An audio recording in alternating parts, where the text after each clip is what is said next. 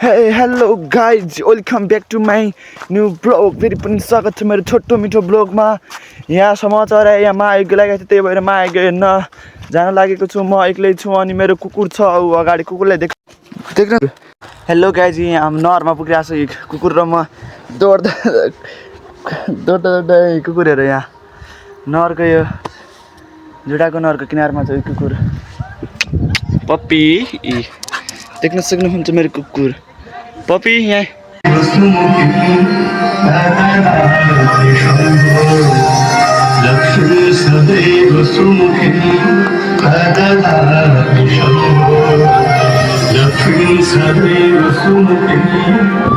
Hello guys, यहाँ छिमलौटाको मन्दिरमा आएको छु। मा आइगएको लागेको छ यार, यहाँ पुलिसको भेट छ होइन, यहाँ पछि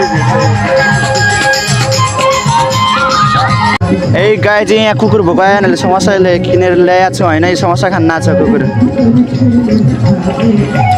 के रे, कहाँ समोसा किनिदिएको छु, यहाँ समोसा खान ना कुकुर। साथी हो भैँसीको छाँचो कि छोडिदिनु बलि भनिदिन्छ हामी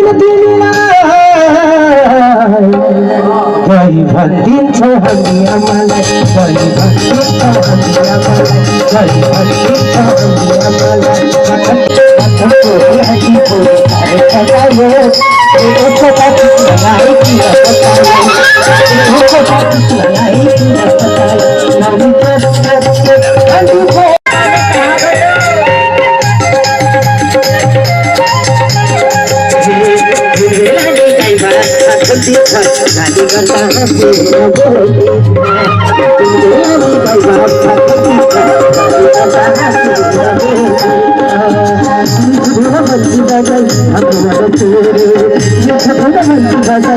अब तिमीहरूसित कहिले चाहिँ बोल्दैन कति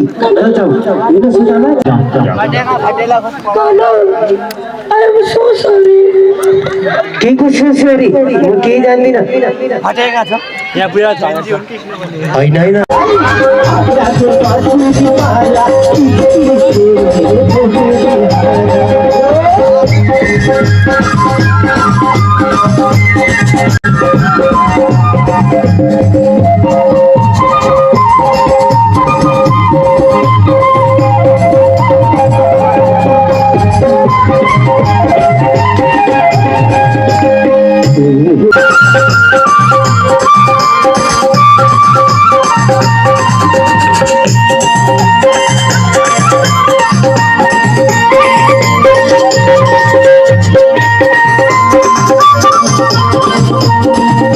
भित्र यहाँ त्यो झाँकी बडा विद्या सन्देशमूलक झाँकी झाँकी हुन्न छ। यहाँ बाहिर कबड्डी हुन्न छ, कबड्डी हामीले हिजोको बाहिर कबड्डी हुन्न सत्रमा पनि एउटा सन्देशमूलक कबड्डी भन्ला जोराले एउटा मालिक र बिर्खे यहाँ कबड्डीमा हट पर्यो। अब घाम लागिसक्यो, अब यी बुढा सुत्ने भयो, मेरो दिमाग खाइसक्यो।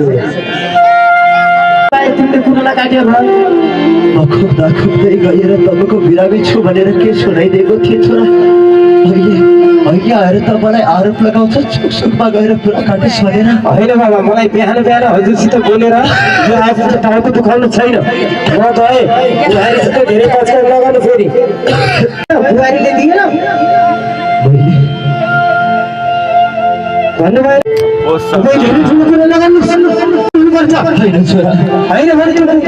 हजुरको बुहारी किन जान्छ भाइ त? म सानो छँदा नि हजुरले आमालाई त्यसै सताउनुहुन्थ्यो रे, त्यसैले आमा मरि किने। अहिले मेरो बुढीलाई पनि हजुरले नराख्न किन भन्नु हुनुभयो? छोरा यसरी आफ्नो बुवासँग कसरी कुरा गरिएको छु छोरा? अरे बुवा, म कसरी कुरा गराउँ?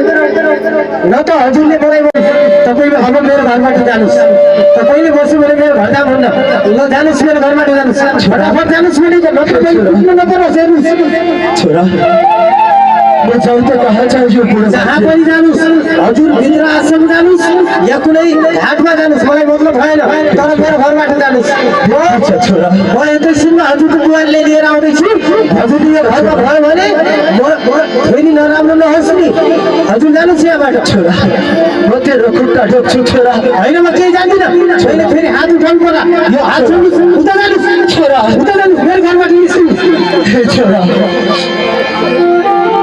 म अहिले जाँदैछु साँझ मैले घरमा आउने बेला हजुरलाई देख्नु परेन हजुर यहाँबाट निस्किनुहोस् जहाँ गए पनि जानुहोस् मलाई मतलब भएन हे छोरा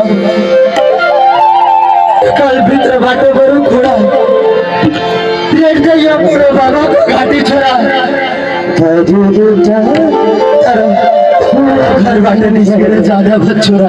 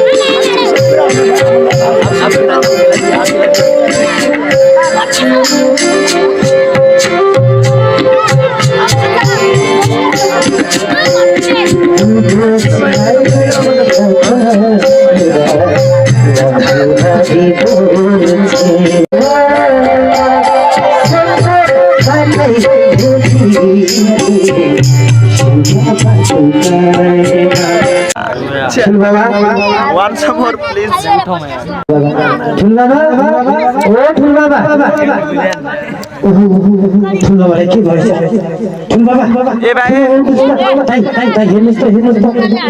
हामी कहाँ गएछ ए रामे छिटो आज ठुलो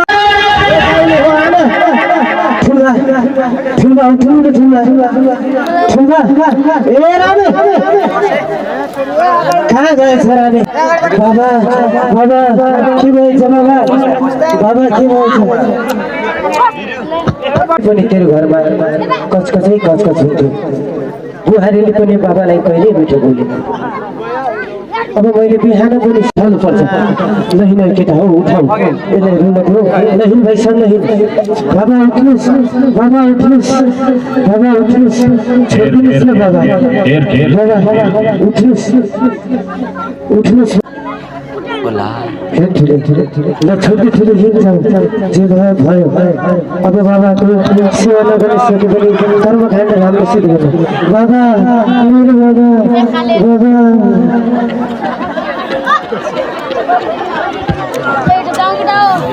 क्या